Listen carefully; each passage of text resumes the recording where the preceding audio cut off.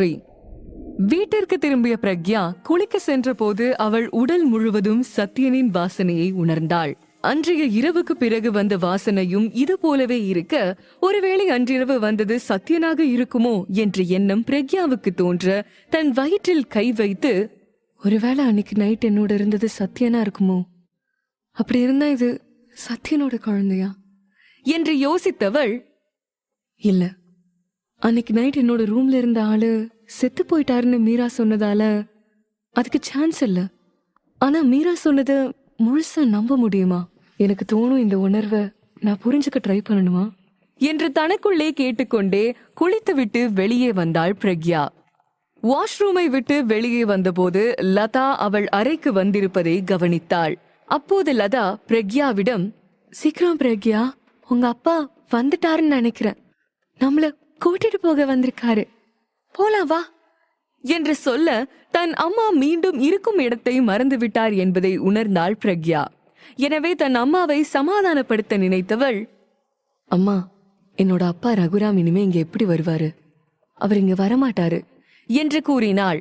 ரகுராம் பெயரை கேட்டதும் லதா பயந்து நடுங்கும் குரலில், ரகுராம் எதுக்கு இங்க வரணும்? யார் சொன்னது அவன்தான் உன் அப்பான்னு? அவனும் உன் அப்பா இல்ல, அந்த ரகுராமும் சுதாவும் தான் நம்மள உங்க அப்பா கிட்ட இருந்து பிரிச்சு இந்த நிலைமைக்கு ஆளாக்குனாங்க என்றார். லதா சொன்னதை கேட்ட பிரக்யாவுக்கு தலை சுற்றுவது போல இருந்தது. தன் அம்மா சொல்லுவது உண்மையா அல்லது மறதியால் இப்படி பேசுகிறாரா என்று புரியாமல் தவித்தாள். இன்று வரை ரகுராம் தான் அவளுடைய அப்பா என்று நம்பி எல்லாவற்றையும் சகித்துக் கொண்டிருந்தாள். அதெல்லாம் பொய் என்று உணரும் போது அவளுக்கு ஒன்றும் புரியவில்லை. திகைப்புடன் தன் அம்மாவை பார்த்தவள், என்ன சொல்றீங்கம்மா? ரகுராம் என்னோட அப்பா இல்லனா இப்ப யார் என்னோட அப்பான்னு சொல்லுங்க என்று கேட்டாள். அதற்குள் லதா, ரகுராம் உன்னோட அப்பா இல்ல, நிச்சயம் உன் அப்பா வந்து நம்ம 2 பேரையும் கூட்டிட்டு போவார். அந்த ரகுராம் கிட்ட இருந்து கொஞ்சம் விலகியே இரு, அந்த ஆள் நம்மளை கொன்னுடுவான் என்று சொன்னார். பிரக்யா பல கேள்விகள் கேட்ட பிறகும் அவளுடைய தந்தை யாரென லதாவால் சொல்ல முடியவில்லை. லதாவின் மனநலம் முழுமையாக குணமாகாததால் பிரக்யாவுக்கு அவளின் கேள்விக்கு பதில் கிடைக்கவில்லை. அதனாலே அவருக்கு ஞாபகம் வரும் சில நேரம் மட்டும் சில விஷயங்களை சொல்லுவார். ஆனால் விவரமாக கேட்கும் போது அனைத்தையும் மறந்து விடுவார். லதா இதற்கு மேல் எதுவும் சொல்ல மாட்டார் என்று புரிந்ததும் தன் அம்மாவை ரூமிற்கு அழைத்து சென்று தூங்க வைத்துவிட்டு மீண்டும் சத்யன் அறைக்கு திரும்பினாள். பிரக்யாவுக்கு தன் அம்மாவின் பேச்சை நம்புவதா வேண்டாமா என்ற குழப்பத்தில் மிகவும் மன அழுத்தத்தில் இருந்தாள். இதை பற்றியே தீவிரமாக யோசித்துக் கொண்டிருந்தவள், ஒருவேளை அம்மா சொல்றது உண்மையா இருக்குமோ? ஒருத்தங்க எதையாவது பார்த்து ஷாக் ஆனா அதையே திரும்ப திரும்ப சொல்லிட்டு இருப்பாங்கன்னு கேள்விப்பட்டிருக்கேன். அதனாலதான் அம்மா அந்த ரகுராம் பெயரை கேட்டாலே பயப்படுறாங்க. தினமும் அப்பா வந்து எங்களை கூட்டிட்டு போவாருன்னு சொல்றாங்க. அந்த ரகுராம் உண்மையிலே என்னோட அப்பாவா இருந்திருந்தா அவர் சின்ன வயசுல இருந்து என்னை இப்படி நடத்திருக்க மாட்டாரு. அதே மாதிரி ரகுராம் செஞ்சது போல இந்த உலகத்துல எந்த அப்பாவும் செஞ்சதில்ல என தனக்குள் சொல்லிக் கொண்டவள் தன் அம்மா சொன்னது ஒருவேளை உண்மையாக இருக்குமோ என யோசிக்க ஆரம்பித்தாள். இதுவரை இந்த உறவை பெரும் சுமையாக உணர்ந்தவளுக்கு ரகுராம் குடும்பம் தன் குடும்பம் இல்லை என்று புரிய ஆரம்பித்த போது மிகவும் மகிழ்ச்சியாக இருந்தது. பிரக்யா இதையெல்லாம் யோசித்துக் கொண்டிருந்த போது அவளுடைய போன் அடித்தது. பிரக்யா போனை எடுத்ததும் மறுமுனையில் இருந்து சிரிப்பு சத்தத்துடன், உன் தங்கச்சி பர்த்டேக்கு அவளுக்கு நல்ல கிஃப்ட் கொடுத்துட்ட, அது மட்டும் இல்லாம உனக்காக சஞ்சீவ் ரம்யா கணத்துல அரைஞ்சிட்டான் தெரியுமா என கேட்டு உதய் சத்தமாக சிரிக்க ஆரம்பித்தான். உதயின் கேலி பேச்சை அலட்சியப்படுத்திய பிரக்யா, இப்ப எனக்கு எதுக்காக கால் பண்ணன்னு சொல்லு என கோபத்துடன் கேட்டாள். அதற்கு உதய், விஷால் பத்தி என்கிட்ட விசாரிச்ச இல்லையா, அதான் அவனை பத்தி சொல்லலான்னு கால் பண்ண. அவன் இன்னும் திரும்பி வரல, ஆனா உன்னை கான்டாக்ட் பண்றேன்னு எனக்கு மெசேஜ் பண்ணியிருந்தான். நான் அவன் கிட்ட உன்னோட நம்பர் கொடுத்திருக்கேன் என்று சொல்லி முடித்தவுடன் பிரக்யா போனை கட் செய்தாள். மீராவை பழிவாங்க விஷாலை பயன்படுத்திக் கொள்ள நினைத்தாள் பிரக்யா. அதனாலே அவனை கான்டாக்ட் செய்ய தன்னால் முடிந்தவரை முயற்சி செய்தாள். இப்போது மீரா அவள் தங்கை இல்லை என்ற சந்தேகம் வந்தவுடன் நிச்சயம் அவளை விடவே கூடாது என முடிவு செய்தாள். இதையெல்லாம் யோசித்துக் கொண்டே சத்யனின் அறைக்குள் தூங்கினாள் பிரக்யா. மிகவும் ஆழ்ந்த உறக்கத்தில் இருந்தபோது யாரோ தனக்கு மிக அருகில் வந்து படுத்துக்கொண்டு உடல் முழுவதும் முத்தம் கொடுப்பதை போல உணர்ந்தாள். அது சத்யனாக இருக்க வேண்டும் என்று தூக்கத்தில் உணர்ந்தவள் அவனை தடுக்கவில்லை. ஆனால் காலையில் எழுந்து பார்த்தபோது சத்யன் அந்த அறையில் இல்லை, சோபாவிலும் இல்லை. பிரக்யா உடலிலும் முத்தம் கொடுத்ததற்கான எந்த அடையாளமும் இல்லை. சத்யன் அன்று வீடு திரும்பவே இல்லை. அதன் பிறகுதான் அவள் கண்டது கனவு என்பதை புரிந்து கொண்டாள் பிரக்யா. தூங்கி எழுந்த பிறகும் அவள் உடலில் இருந்து அந்த வாசனை அப்படியே இருக்க வேகமாக குளிக்க சென்றாள். குளித்துவிட்டு வெளியே வந்தபோது யாரோ அவள் அறையின் கதவை தட்ட, யாரு என்று கேட்டாள். வெளியே நின்றிருந்த சரண், நான் தான் மேடம், சார் உங்களுக்காக வாங்கி வந்திருந்த ட்ரெஸ் கொடுக்கலான்னு வந்தேன். நீங்க எடுக்க மறந்துட்டதால வெளியே இருந்துச்சு, அதான் கொடுக்க வந்தேன். சார் மீட்டிங் போறதுக்கு முன்னாடி இந்த ட்ரெஸ் கொடுக்கறதுக்காகவே வீட்டுக்கு வந்தாருன்னு ஆஷா சொல்லி கேள்விப்பட்டேன். அதனால இது உங்களுக்கு ரொம்ப முக்கியமானதா இருக்கலாம்னு நினைச்சேன் என்று சொல்லியவன் கதவுக்கு அருகில் உடையை வைத்துவிட்டு திரும்பினான். உடைகளை மாற்றிக்கொண்டு கதவை திறந்தாள் பிரக்யா. சரண் வைத்துவிட்டு போன உடை வெளியே வைக்கப்பட்டிருந்தது. அந்த உடையை எடுத்துக்கொண்டு மெதுவாக அறைக்குள் நுழைந்தாள். இந்த உடை அவளுக்கு மிகவும் பிடித்தமானது என்பதாலும், திருமணத்திற்கு பிறகு சத்யன் அவளுக்கு முதல் முறையாக வாங்கி கொடுத்த உடை என்பதாலும் அந்த டிரெஸ்ஸை பார்த்ததும் அவளுக்கு மகிழ்ச்சியானது. இதனாலே அந்த உடை அவளுக்கு இன்னும் சிறப்பானதாக மாறியது. சில நாட்களுக்கு பிறகு சத்யனுடன் விலகி செல்லும் போது இந்த உடையை அவன் ஞாபகமாக வைத்துக் கொள்ள வேண்டும் என்று நினைத்தாள் பிரக்யா. ஏனெனில் அதன் பிறகு சத்யனை சந்திக்க முடியுமா இல்லையா என்று அவளுக்கு தெரியவில்லை. ஆனால் அப்போது தனக்கு சத்யனின் நினைவாக இருப்பது இந்த பரிசு மட்டுமே என்று யோசித்தாள். இதையெல்லாம் யோசித்த பிரக்யாவுக்கு தன்னை அறியாமல் கண்களிலிருந்து கண்ணீர் வழிந்தது. அவளின் இதயம் கணக்க சில நொடிகள் அழுதவள் பிறகு ஆழ்ந்த பெருமூச்சு விட்டு தன்னை நிதானப்படுத்திக் கொண்டு தயாராக ஆரம்பித்தாள். பிரக்யா கிளினிக் செல்லும் வழியில் அவளுக்கு தெரியாத எண்ணிலிருந்து அழைப்பு வர அதை எடுத்ததும் மறுமுனையிலிருந்து ஒரு ஆணின் குரல், என்ன ஞாபகம் இருக்கா என்று கேட்டது. குரலை கேட்ட பிரக்யா குழப்பத்துடன், யார் பேசுறது, யார் நீங்க என்று கேட்டாள். உடனே மறுமுனையில் இருந்தவன், உனக்கு என்ன ஞாபகம் இருக்குன்னு நினைக்கிறேன், அதனாலதான் என்ன காண்டாக்ட் பண்ண ட்ரை பண்றேன்னு தெரிஞ்சுக்கிட்டேன் என்று சொன்னான். அதை கேட்டதும் பேசுவது விஷால் என்று புரிந்து கொண்ட பிரக்யா, விஷால் நீயா, எங்க இருக்க, உன்கிட்ட பேசணும்னு எவ்வளவு நாளா ட்ரை பண்ணிட்டு இருக்கேன் தெரியுமா என்று கூறினான். நீ எதுக்காக என்ன தேடிட்டு இருந்தேன்னு நான் தெரிஞ்சுக்கலாமா என விஷால் கேட்க, அதற்கு பிரக்யா, நான் உன்கிட்ட ஒரு டீல் பேசணும்னு நினைக்கிறேன், உனக்கு அதுல சம்மதமா என்றாள். பிரக்யா போன்ற ஒரு பெண் தன்னிடம் டீல் பற்றி பேசுவது உண்மையில் விஷாலுக்கு ஆச்சரியமாக இருந்தது. சில நொடிகள் அமைதியாக இருந்த பிரக்யா, நீ என்கிட்ட அதிக டோஸ் இருக்கிற இன்ஜெக்ஷன் வேணும்னு கேட்டிருந்த இல்லையா, அது உனக்கு நிச்சயம் கிடைக்கும். ஆனா பதிலுக்கு மீராவோட சில வீடியோஸ் எனக்கு வேணும் என்று தீவிரமான முகபாவனையுடன் கூறினாள். அவள் சொன்னதை கேட்டு சத்தமாக சிரித்த விஷால், இந்த ஊர்லயே பெரிய பணக்காரனை கல்யாணம் செஞ்சிருக்கேன்னு கேள்விப்பட்டேன். அப்படி இருந்தும் உனக்கு பிசினஸ் டீல் பத்தி ஒண்ணு தெரியலையே. நான் ஏன் உன்கிட்ட இவ்ளோ சின்ன டீலிங் பண்ணணும், அதுவும் ஒரு வீடியோவுக்காக என்றான். விஷால் சொன்னதை கேட்டு பிரக்யாவுக்கு கோபமாக இருந்தது. ஆனால் தன் கோபத்தினால் கிடைத்த வாய்ப்பை இழக்க விரும்பவில்லை. எனவே பொறுமையாக அவனிடம், அப்படின்னா உனக்கு என்ன வேணும்னு சொல்லு, அது என்னோட சக்திக்கு ஏத்த மாதிரி இருந்தா நிச்சயம் செய்வேன் என்றாள். நான் எதிர்பார்க்கறது உன்னோட கையில தான் இருக்கு. நான் என்ன பெருசா கேட்டுட்டு போறேன், நான் கேட்ட இன்ஜெக்ஷன் 3 இல்ல 10 வேணும். அந்த ஊசிய மருந்து சீட்டு இல்லாம வாங்க முடியாது, அதனால நான் கேட்கும் போது எனக்கு கொடுத்தா போதும் என்று சொன்னான். பிரக்யாவிற்கு வேறு வழி இல்லாமல் விஷால் சொன்னதற்கு சரி என ஒப்புக்கொண்டாள். வெரி குட், இன்ஜெக்ஷன் கொண்டு வரும்போது நீ கேட்ட வீடியோவை நான் உனக்கு கொடுக்கறேன் என்று கூறினான். ஆனால் பிரக்யாவால் ஒரு கணம் கூட காத்திருக்க முடியவில்லை. எனவே அவனை சமாதானப்படுத்தும் விதமாக, நீ சொல்றத நான் கண்டிப்பா செய்வேன்னு உனக்கு நல்லா தெரியும். கண்டிப்பா நீ கேட்ட இன்ஜெக்ஷனை கொண்டு வந்து தருவேன். ஆனா அதுக்கு கொஞ்ச நாள் எடுக்கும். நீ அந்த வீடியோவை எனக்கு கொஞ்சம் சீக்கிரமா அனுப்ப முடியாதா என்று கேட்டாள். அவள் சொன்னதை கேட்டு சில நொடிகள் யோசித்த விஷால், சரி, நான் உனக்கு சில வீடியோஸ் அனுப்புறேன். நான் சொன்னதை செஞ்சதுக்கு அப்புறம் மீதி அனுப்புறேன். உன்னோட மெயில் ஐடிக்கு அதை ஷேர் பண்றேன் என்று சொன்னதும் பிரக்யா சந்தோஷமாக கிளம்பினாள். விஷால் பிரக்யாவின் சிறு வயது தோழன். அவர்களுக்குள் எப்போதும் ஒரு நல்ல புரிதல் இருந்தது. மீராவை பற்றியும் அவன் நன்கு அறிந்தவன். பிரக்யா கிளினிக் சென்று சரி பார்த்த போது விஷால் சொன்னது போல சில வீடியோக்கள் அவளுடைய மெயில் ஐடிக்கு வந்திருந்தது. அவன் அனுப்பிய அனைத்தும் மீராவின் வீடியோக்கள். ஒவ்வொரு வீடியோவிலும் மீரா வேறு வேறு நபர்களுடன் நெருக்கமாக இருந்தாள். இப்போது மீராவுக்கு எதிராக பிரக்யாவிடம் ஒரு பெரிய ஆதாரம் இருந்தது. உடனே இந்த வீடியோவை பற்றி மீராவை பற்றிய உண்மையை சத்யனிடம் சொல்ல நினைத்தாள். மீரா செய்த அனைத்துக்கும் சேர்த்து இன்று அவளை பழி வாங்க நினைத்தாள் பிரக்யா. வேகமாக தன் போனை எடுத்து சத்யன் நம்பருக்கு டயல் செய்தாள். சத்யன் இதற்கு முன் பல முறை பிரக்யாவுக்கு போன் செய்திருந்தாலும் பிரக்யா சத்யனுக்கு போன் செய்வது இதுவே முதல் முறை. சத்யன் தனது அலுவலகத்தில் ஒரு முக்கியமான மீட்டிங்கில் இருந்தான். பிரக்யாவின் போன் வந்ததும் அவனது அசிஸ்டன்ட் சத்யனிடம் போனை கொடுத்து, சாரி சார், மீட்டிங் நடுவில் டிஸ்டர்ப் பண்ணக்கூடாதுன்னு சொல்லிருக்கீங்க. ஆனா உங்க வைஃப் கால் பண்ணிருக்காங்க. அவங்களோட போனை அவாய்ட் பண்ணக்கூடாதுன்னு நீங்க சொன்னதால உடனே எடுத்துட்டு வந்தேன் என்று கூறினான்.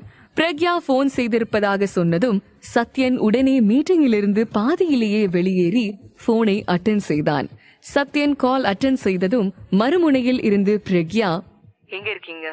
ஏதாவது முக்கியமான வேலை இல்லைன்னா என்ன லஞ்சுக்கு வெளியில கூட்டிட்டு போறீங்களா என்று கேட்டாள்.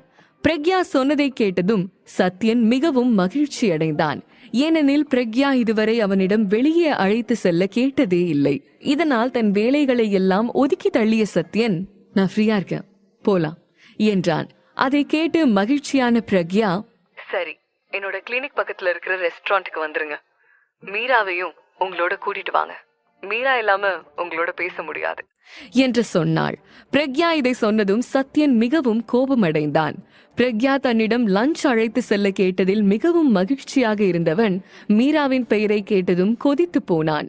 ஆனால் பிரக்யா வற்புறுத்தி கேட்டதால் வேறு வழி இல்லாமல் அவள் சொன்ன இடத்திற்கு மீராவை அழைத்து சென்றான் சத்யன்.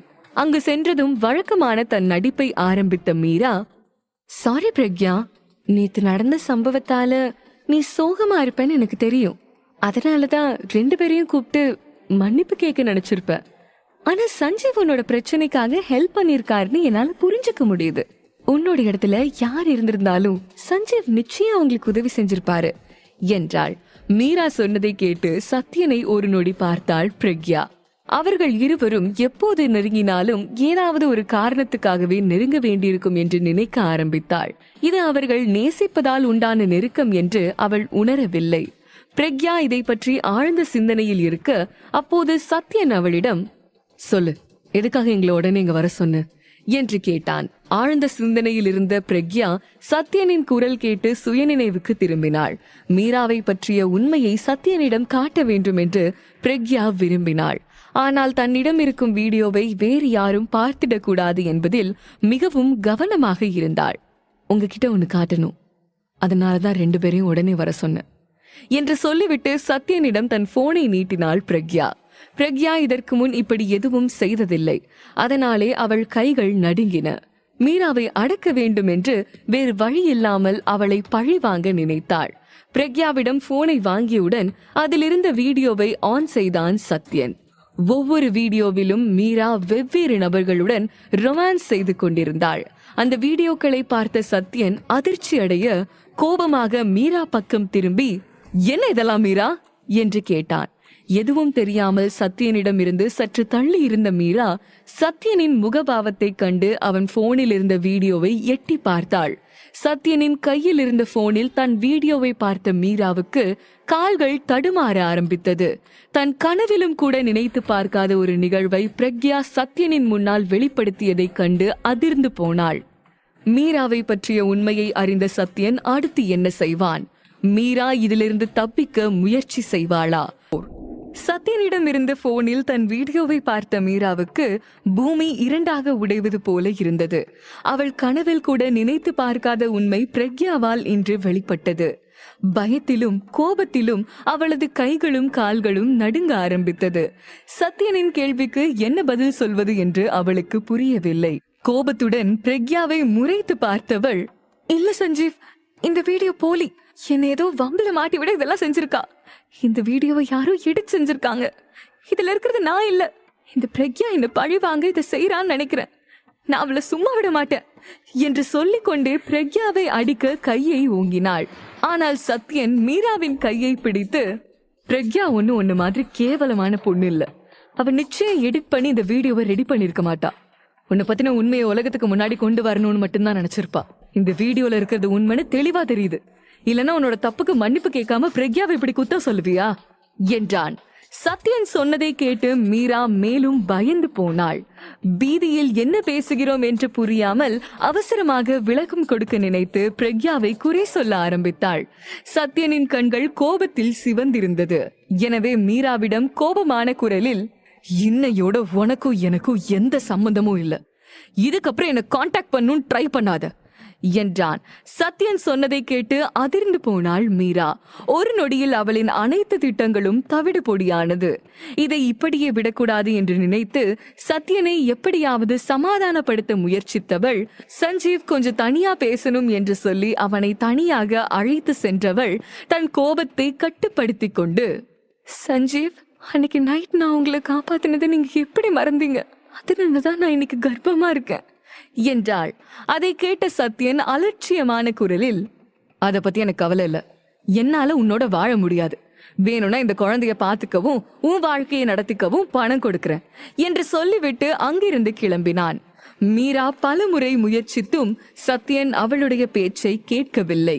இதன் காரணமாக கோபமான மீரா வேகமாக பிரக்யா அருகில் வந்து, எல்லாமே உன்னால வந்துச்சு என்று சொல்லி கோபத்துடன் பிரக்யாவின் போனை ஓங்கி தரையில் வீசினாள். இதனால் அவள் கையில் இருந்த போன் சுக்கு நூறாக உடைந்து போனது. தன் போன் உடைந்து போனதில் முதலில் கோபப்பட்ட பிரக்யா பிறகு மிகவும் நிதானமான புன்னகையுடன், எவ்வளவு போன் வேணாலும் உடைச்சுக்கோ மீரா, இந்த வீடியோஸ் எல்லாம் என்னோட ஸ்டோரேஜ்ல இருக்கு, அதனால நான் எப்ப வேணும்னாலும் அந்த ஆதாரத்தை எடுத்துக்கலாம். இது வெறும் ஆரம்பம் தான். ஃபியூச்சர்ல உனக்கு என்ன நடக்க போகுதுன்னு போக போக பாரு. நீ எனக்கு செஞ்ச துரோகத்துக்கு நிச்சயம் ஒன்னு பழி வாங்கியே தீருவேன் என்று சொல்லிவிட்டு அங்கிருந்து கிளம்பினாள். பிரக்யா சொன்னதை கேட்டு கோபமான மீரா அவளை இன்று எப்படியாவது கொல்ல வேண்டும் என்று நினைத்தாள். எனவே சுற்றும் முற்றும் தேடி பார்க்க கூரான ஆயுதம் எதுவும் இல்லை. ஆனால் ஒரு பெரிய பவுல் சூப் இருந்தது. அதை எடுத்துக்கொண்டு கோபமாக பிரக்யா பின்னால் ஓடினாள் மீரா. தனக்கு பின்னால் யாரோ ஓடி வருவதை உணர்ந்த பிரக்யா திரும்பி பார்த்தாள். அப்போது மீரா தன்னை நோக்கி வருவதை கண்டு சட்டென ஓரமாக நகர பிரக்யாவை மோத வந்த மீரா நிலை தடுமாறி எதிரில் இருந்த சுவரில் மோதி தரையில் விழுந்தாள். இதனால் அவள் கையில் இருந்த சூடான பாத்திரம் அவள் வயிற்றில் விழுந்தது. இதில் அவளுக்கு பலத்த காயம் ஏற்பட்டது. அப்போது அங்கு வந்த சத்யன் பிரக்யாவை இறுக்கமாக அணைத்துக் கொண்டு, உனக்கு ஒன்னும் பிரச்சனை இல்லையே என்று கேட்டான். மீராவின் நிலையை கண்டு பதட்டமான பிரக்யா, எனக்கு ஒன்னும் இல்ல, மீராவுக்கு தான் மோசமா அடிபட்டிருக்கு, அவளை சீக்கிரமா ஹாஸ்பிட்டல் கூட்டிட்டு போகணும் என்றாள். நடப்பதை கண்டு அங்கிருந்த ஊழியர்கள் உடனே ஒரு ஆம்புலன்ஸை வரவழைத்தனர். சத்யன் மற்றும் பிரக்யா இருவரும் மீராவை அட்மிட் செய்த மருத்துவமனைக்கு விரைந்தனர். பிறகு ரகுராமுக்கும் சுதாவுக்கும் தகவல் தெரிவிக்கப்பட்டது. ஹாஸ்பிட்டல் விரைந்து வந்த சுதா தன் மகளின் உடல்நிலை குறித்து கேள்விப்பட்டவுடன் கோபமாக பிரக்யாவிடம் வந்து, நீதான் என் பொண்ணு ஏதோ பண்ணிருக்க, அதான் என் பொண்ணு இந்த நிலைமையில இருக்கா, நாங்க உன்னை எவ்வளவு கஷ்டப்பட்டு வளர்த்திருக்கோம், அந்த நன்றி கொஞ்சமாவது உனக்கு இருக்கா? உன்னோட சொந்த தங்கச்சியா இருந்திருந்தா இப்படி எல்லாம் செஞ்சிருப்பியா என்று கத்தினார். அப்போது எமர்ஜென்சி வார்டில் இருந்து வெளியே வந்த டாக்டர், பேஷண்ட் இப்ப நல்லா இருக்காங்க, ஆனா இன்னும் மயக்கம் தெரியல, அவங்களுக்கு பெருசா காயம் எதுவும் இல்ல, ஆனா அவங்க வயித்துல இருந்த குழந்தைய எங்களால காப்பாற்ற முடியல, அவங்களுக்கு அபார்ஷன் ஆயிடுச்சு என்று சொல்லிவிட்டு அங்கிருந்து வெளியேறினார். இதை கேட்டதும் பிரக்யா மிகவும் வருத்தப்பட்டாள். அவளுக்கு மீராவை பழிவாங்க வேண்டும் என்ற எண்ணம் இருந்தது. ஆனால் இது மீராவின் குழந்தையை பாதிக்கும் என்று அவள் ஒருபோதும் நினைத்து பார்க்கவில்லை. அவளும் கர்ப்பமாக இருந்ததால் மீராவின் வலியை உணர முடிந்தது. சத்யனும் அங்குதான் இருந்தான். இந்த செய்தி அவனையும் உலுக்கியது. அவனும் மீராவை விட்டு விலக வேண்டும் என்று மட்டுமே நினைத்தான். ஆனால் குழந்தையை அழிக்க வேண்டும் என்று யோசிக்கவில்லை. இந்த குழந்தைக்காக மீரா கேட்ட அனைத்தையும் நிறைவேற்றினான். மீரா கர்ப்பமாக இருக்கும் செய்தி ரகுராம் மற்றும் சுதாவுக்கும் ஏற்கனவே தெரிந்திருந்தது. அதனால் அவளுக்கு அபார்ஷன் ஆனதை பற்றி கேட்டவுடன் இருவரும் கதறி அழ ஆரம்பித்தனர். சுதா கோபத்துடன் பிரக்யாவின் கழுத்தை பிடித்து, என் பொண்ணு உனக்கு அப்படி என்ன கெடுதல் செஞ்சுட்டா, நீ எப்பவும் அவளை கஷ்டப்படுத்திக்கிட்டே இருக்க, உன்னாலதான் என் பொண்ணு இன்னைக்கு இந்த நிலைமையில இருக்கா என சொல்லி அடிக்க கை ஓங்கினார். அப்போது வேகமாக எழுந்த சத்யன், கைய மரியாதையா கீழே இருக்குங்க என உரத்த குரலில் கத்த அங்கிருந்த பிரக்யா உட்பட அனைவரும் அதிர்ச்சியில் உறைந்து நின்றனர்.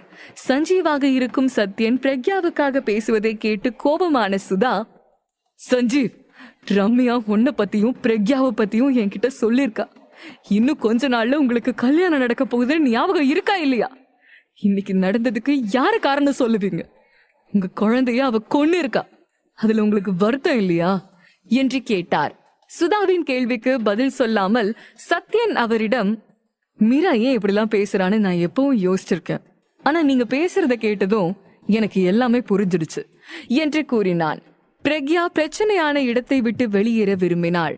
ஆனால் அவள் ஒரு அடி நகர்வதற்குள் ரகுராம் அவள் முன் வந்து நின்று, இவ்ளோ பெரிய பாவத்தை செஞ்சுட்டு எப்படி ஒண்ணுமே நடக்காத மாதிரி போற பிரக்யா என்று கோபத்துடன் கேட்டார். அதை கேட்ட பிரக்யா நக்கலாக, அப்படின்னா நான் சிரிச்சுட்டே வெளியே போகணும்னு சொல்றீங்களா என கேலி செய்ய, அதை கேட்டதும் ரகுராம் மிகுந்த அதிர்ச்சி அடைந்து, இப்படிதான் ஒரு அப்பாவுக்கு மரியாதையை கொடுக்கணும்னு உங்க மாமியார் வீட்டுல சொல்லிருக்காங்களா என்று கேட்க, அதற்கு எரிச்சலாக, நான் உங்களை எப்பவும் என்னோட அப்பான்னு மதிச்சதே இல்ல, இதுக்கும் என்னோட மாமியார் வீட்டுக்கும் சம்பந்தமே இல்ல, என் முன்னாடி நிக்கிறதுக்கு கூட நீங்க தகுதி இல்லாத ஆளு என்று சொன்னாள். பிரக்யா சொன்னதை கேட்டதும் அவள் தன் கன்னத்தில் ஓங்கி அரைந்ததை போல ரகுராம் உணர்ந்தார். ஆனால் மருத்துவமனையில் இருந்ததாலும் சஞ்சீவ் அருகில் இருந்ததாலும் சலசலப்பை உருவாக்குவதை விட பிரச்சனையை பேசி தீர்ப்பது நல்லது என்று நினைத்தார். அதனால் பிரக்யாவிடம், நீ என்ன மதிக்கிறியோ இல்லையான்னு எனக்கு முக்கியம் இல்ல, உன்னோட நொண்டி புருஷன் கிட்ட போய் நீ செஞ்ச இந்த பாவத்துக்காக 50 கோடி வாங்கிட்டு வா என்று சொன்னார். அவருக்கு சஞ்சீவ் தான் சத்யன் என்பது தெரியாது. அவர் சொன்னதை கேட்டு சத்தமாக சிரித்த பிரக்யா, உங்களுக்கு கொஞ்சம் கூட வெக்கமே இல்லையா? எல்லாத்துக்கும் பேரம் பேசுறீங்க, உங்களை மாதிரி ஒரு ஆளை நான் பார்த்ததே இல்ல என்றாள். அதை கேட்ட ரகுராமால் அதற்கு மேல் தன்னை கட்டுப்படுத்திக் கொள்ள முடியாமல் பிரக்யாவை அடிக்க கை ஓங்கினார். அப்போது திடீரென அவருடைய கையை கூர்மையான ஏதோ ஒன்று குத்த அவருடைய கை உணர்ச்சியற்று போனது. பிரக்யா தன் கையில் இருந்த ஊசியால் ரகுராமை குத்தினாள். பிறகு கோபமாக அவரை பார்த்து, நீங்க 14 வருஷமா எனக்கு செஞ்சது நான் பொறுத்துக்கிட்டேன், ஆனா அதை வாழ்க்கை முழுக்க பொறுத்துப்பேன்னு அர்த்தம் இல்ல என அவரின் கண்களை பார்த்து கொண்டே சொன்னாள். இங்க பாரு பிரக்யா, நீ மீராவுக்கு என்ன செஞ்சியோ எல்லாத்துக்கும் முழு ஆதாரம் என்கிட்ட இருக்கு. அதனால நீ ஜெயிலுக்கு போக கூடாதுன்னு நினைச்சா உன்னோட புருஷன் கிட்ட கேட்டா 50 கோடியை ரெடி பண்ணு. இதுக்கு மேல இது பிரச்சனையாகாம நான் பாத்துக்கிறேன் என்று சொன்னார். ச்சே, உனக்கு வெக்கமா இல்ல? நீ எல்லாம் ஒரு அப்பனா? பொண்ணு குழந்தை இழந்துட்டு படுக்கையில இருக்கா, இந்த நேரத்துல கூட பேரம் பேசுறியே, வெக்கமா இல்ல என்று சீறினாள். மேலும் அவரிடம், ஜெயிலுக்கு அனுப்பணும்னு விரும்பினா என்ன வேணும்னாலும் செய்யுங்க, கேஸ் போடணுமா தாராளமா பண்ணுங்க, நான் கோர்ட்ல பாத்துக்கிறேன் என தைரியமாக கூறினாள். எது நடந்திருந்தாலும் அது தற்காப்புக்காக செய்த செயல் என்று பிரக்யாவுக்கு நன்றாக தெரியும். அதனால் அவள் எதற்கும் பயப்படவில்லை. இதையெல்லாம் கேட்டு அங்கே சஞ்சீவாக நின்று கொண்டிருந்த சத்யன், இப்போ உங்களுக்கு என்ன 50 கோடி வேணுமா? சரி, கிடைக்கும் என்று சொன்னான். பிரக்யாவை விட சத்யன் சொன்னதை கேட்டு ரகுராமும் சுதாவும் குழப்பமானார்கள். நீங்க கேட்ட அந்த 50 கோடியை நான் உங்களுக்கு கொடுத்தா நீங்க எந்த கேஸும் போட மாட்டீங்கல்ல என்று சொல்லி சத்யன் உடனே ஒரு செக்கை எடுத்து ரகுராம் பெயரில் எழுதினான். பிறகு அதை ரகுராமின் கையில் கொடுத்து விட்டு, நான் சொல்றத மட்டும் நல்ல ஞாபகம் வச்சுக்கோங்க, உங்க 3 பேர்ல யாராவது ஒருத்தவங்க பிரக்யா கிட்ட வம்பு செஞ்சா அப்புறம் என்னோட இன்னொரு முகத்தை பார்க்க வேண்டியிருக்கும். இந்த பணத்தை திரும்ப எடுத்துக்கிறது மட்டும் இல்லாம உங்களையும் அழிச்சிடுவேன் என்றான் கோபமாக. ஆனா சஞ்சீவ், நீங்க ஏன் என பயத்துடன் ரகுராம் தயங்க, சத்யன் குறுக்கிட்டு, இது என்னோட வாழ்க்கை, என்னோட விருப்பப்படி வாழ்வேன் என்றான். இதை கேட்டதும் ரகுராம் மறுப்பு எதுவும் சொல்லாமல் அமைதியாக செக்கை எடுத்துக்கொண்டு, கவலைப்படாதீங்க, நாங்க 3 பேரும் இனிமே பிரக்யாவை ஒன்னும் பண்ண மாட்டோம் என்று கூறினார். பிறகு சத்யன் ரகுராம் சொன்னதை கேட்டு தலையசைத்து விட்டு, என்னோட வா என்று பிரக்யாவை அழைத்தான். ரகுராம் மற்றும் சுதாவுக்கு முன்னாலே தைரியமாக பிரக்யாவை அழைத்து சென்றான் சத்யன். சத்யன் இத்தனை வருடங்களாக ரகசியமாக வைத்திருந்த ரகசியத்தை மிகவும் துணிச்சலுடன் கையாண்டதை அறிந்த பிரக்யா இதை பற்றி தீவிரமாக யோசித்துக் கொண்டிருந்தாள். நீங்க ஏன் இதெல்லாம் செய்யணும், நானே இதை ஹேண்டில் பண்ணுவேன் என்று பிரக்யா சொல்ல, நீ என்னோட பொண்டாட்டி பிரக்யா, இந்த 3 மாசம் முடிகிற வரைக்கும் உன்னை நல்லா பாத்துக்க வேண்டியது என்னோட கடமை என்றான் சத்யன். உடனே பிரக்யா, அப்போ மீராவை பத்தி நீங்க யோசிக்கலையா? அவ மேல வச்சிருந்தது உண்மையான காதல் இல்லையா? நீங்க அவளை கல்யாணம் பண்ணணும்னு ஆசைப்பட்டீங்க, உங்க குழந்தைய கொண்டு இருக்க, என் மேல உங்களுக்கு கோபம் வரலையா என பல கேள்விகளை அடுக்கிக் கொண்டே போனாள். பிரக்யாவின் கேள்விகளுக்கு ஒவ்வொன்றாக பதில் சொல்ல ஆரம்பித்த சத்யன், என்ன நடந்துச்சோ அது ஒரு ஆக்சிடென்ட், நான் மீராவை லவ் பண்ணல, அவளை கல்யாணம் செஞ்சுக்கவும் ஆசைப்படல, ஒரு சந்தர்ப்ப சூழ்நிலையால ஒருத்தர் மேல இருக்கிற மரியாதைக்காக தான் நான் மீரா மாதிரி ஒரு பொண்ணோட நிச்சயம் பண்ண வேண்டியதா போச்சு. ஆனா இன்னைக்கு நான் மதிக்கிற சக்திவேல் ஐயா உயிரோட இருந்திருந்தா கூட என்னை கட்டாயப்படுத்தியிருக்க மாட்டாருன்னு நம்புறேன். இது மாதிரி சில காரணத்தால மட்டும்தான் மீராவோட பழகுன என்று சொன்னான். இதை கேட்ட பிரக்யா அதிர்ச்சி அடைந்தாள்.